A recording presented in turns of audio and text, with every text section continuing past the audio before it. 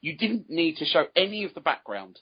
You didn't need to show how her husband died, anything like that. No. The storytelling was spot on. And I think Luke will appreciate that it didn't start halfway through. Yeah, and that there was no, voiceover or anything like that. Yeah, the premise was very well laid out from the beginning. I didn't particularly like Jessica Rain's character. I don't know whether you got to like her as it went on, I think. Yeah, at the beginning. She did learn how to be a sort of, head of a boarding house, because she sets up like a B&B, doesn't she? That's right, for the work. Railway workers, and she sort of has no trouble in sort of becoming a businesswoman almost instantaneously. That's right. I do like Jessica Rain, and I think her character isn't the easiest person to like, and I think that's why they've surrounded her with more sort of likeable secondary characters. Yeah. The one thing that I couldn't buy was the fact that she had a 17-year-old daughter. Well, exactly, yeah. The other thing is I couldn't quite work out why the guy from the BT adverts was running the... Daniel Rigby. He for me was the weakest bit, because he was sort of away from Jericho, and there was this sort of storyline with someone who he used to be engaged to, who was the only person who wanted to invest after there was... Yeah, they were looking for investors, weren't they? Yeah. But no, I like this. I'll tell you why I like it, because it's something different. It's not about cops, it's not about doctors. It's something completely different for British TV. It's very daring. It's really brilliant to look at. The production design is astounding. There are problems with the story and with some of the characters, but... And I think the length of the show as well, 90... Well, it's going back down to it's going down to hours now. Oh, is it? Oh, okay. That was just for the first episode. Right. Would you maybe consider going back to it? I might do. Now you know it's going to be less time sort of devoted to it. There's so much other good stuff on you. You're right. It's just an hour. And having the fact that I didn't finish the first episode, although I'm sure it's on the... Would you give it a go just to finish it and see? I will go back and finish the first episode. There you are.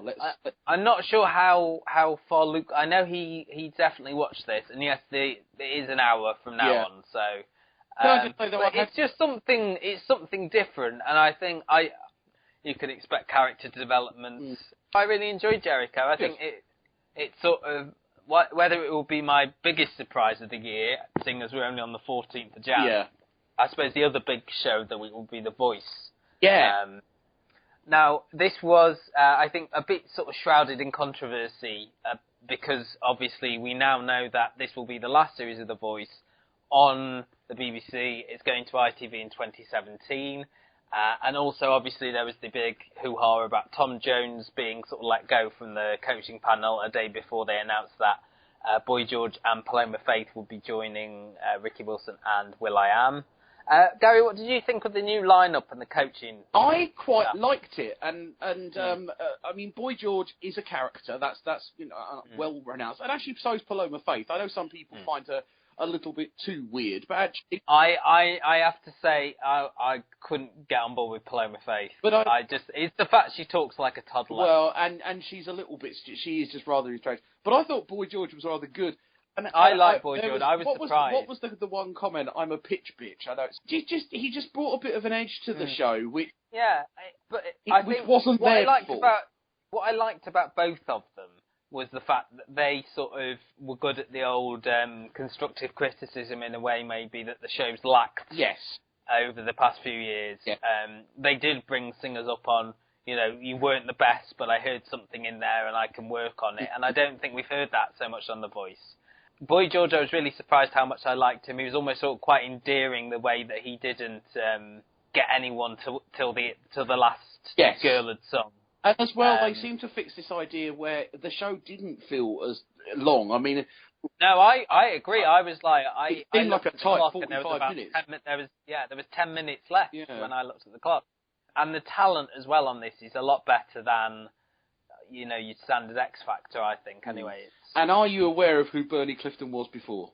I was, yes. But I sort of take sort of umbrage with the fact that the people, these people have had careers in the past because they never get through to the next round. You had, I remember last year they had Bungle from Rainbow and the guy from Black Lace on. Yeah, but before that they did have the girl from Cleopatra coming at you. It's very much, it's an exception rather than the rule, isn't it? The past they had Kavanagh, they had someone from Five.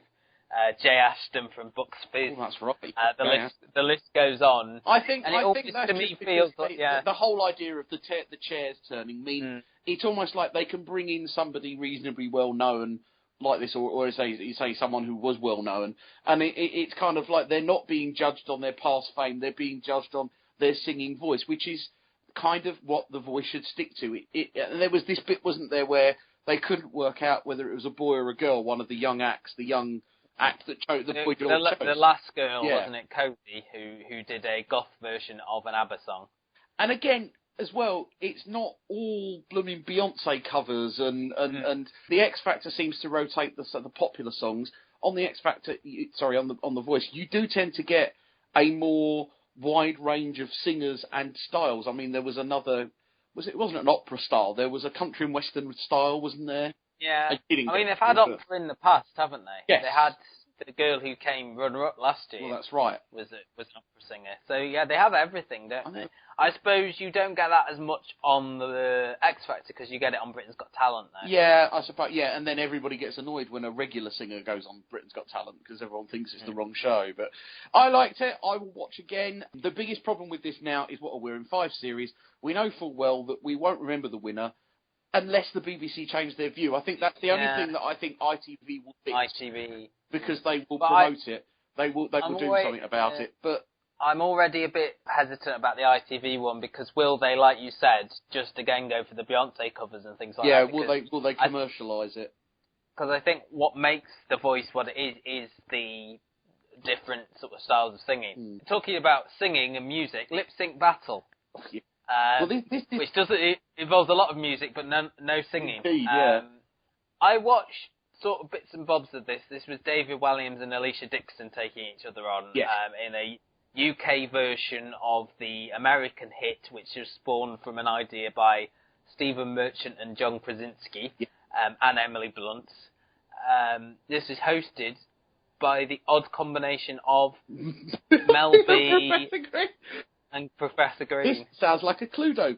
Mel B in the kitchen with Professor Green. She's annoying, but he's not bad. But she is annoying, but that's what she's there to be. I mean, she's Scary Spice. Indeed.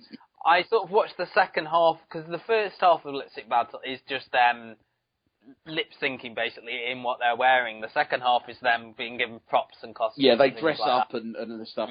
I think the thing is, in America, this has got some real big names. The recent one in America was Channing Tatum and his wife.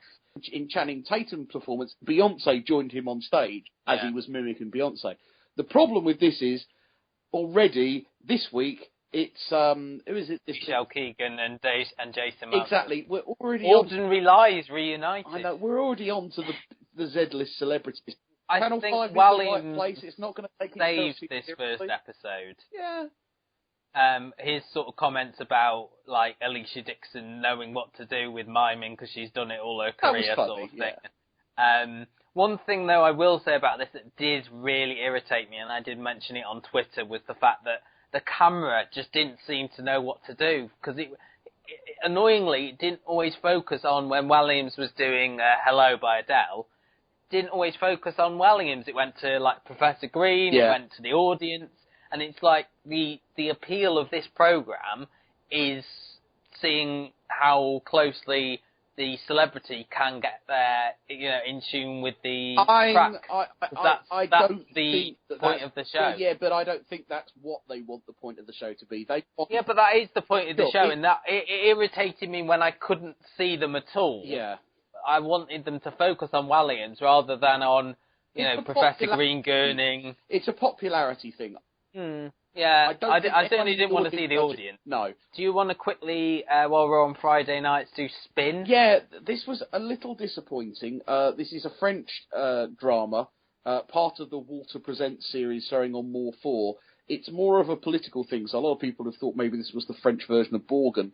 It has certainly got lots more political intrigue than other sort of Nordic noirs or Belgian dramas that we've had in the past. But I think Luke will agree with me. I saw him on Twitter and we had a bit of a conversation about this.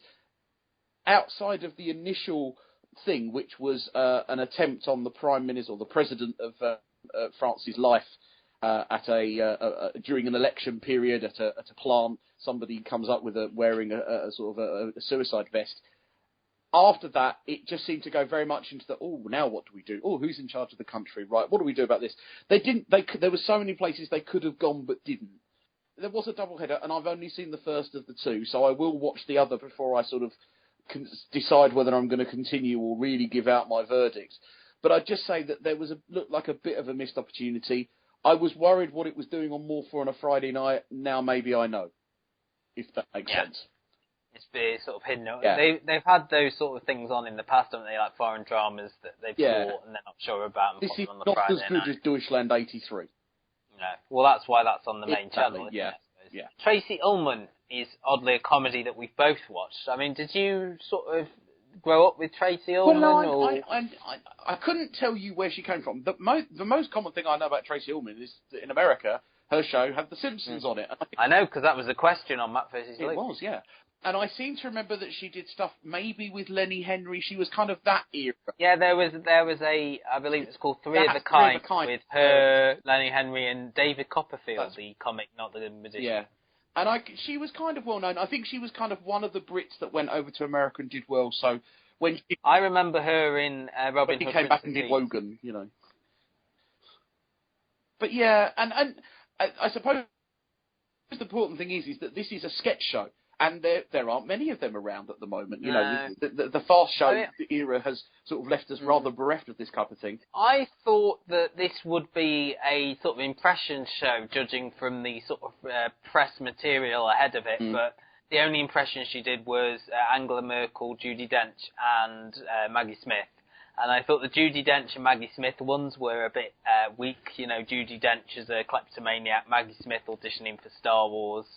The Angela Merkel was quite good. I like the Angela. I think of everything, the Angela Merkel was the best thing, and I would have liked, because it was her and Samantha Spiro, wasn't it? I would have preferred a half an hour sitcom of just those two. I don't know. But you see, now I quite liked some of the characters she made up. I quite liked. Who did you like then? I quite liked the woman who'd been in prison for 20 years with drugs. And but all of those are just. I reckon that's just going to be a one-off. I can't see that being a regular thing. Next week? Well, I don't think there's much scope for it outside of the, as you said, the Rumbelows. Yeah, the Rumbelows gag. The Rumbelows gag. The only thing like there was the beginnings of a catchphrase when she was like, "What?" When they kept saying, you know, these things, you know. The only thing I liked outside of Angela Merkel was the end thing about the libraries being shut down, because it had a bit of bite to it, had a bit of a satirical edge. Yeah. A lot of the jokes and it was a song and dance number, and again, it was a song and dance number.